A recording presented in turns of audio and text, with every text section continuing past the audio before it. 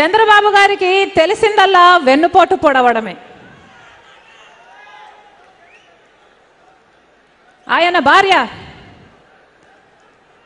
భువనేశ్వర్ గారికి దండం పెట్టాలి.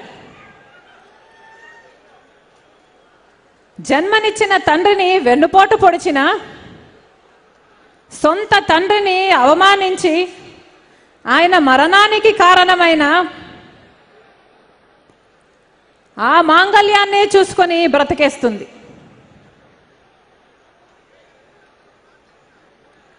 ఎన్టీఆర్ గారి పటానికి దండం పెట్టుకుంటున్న ప్రతిసారి, ఎన్టీఆర్ గారి కళ్ళల్లోకి చూసిన ప్రతిసారి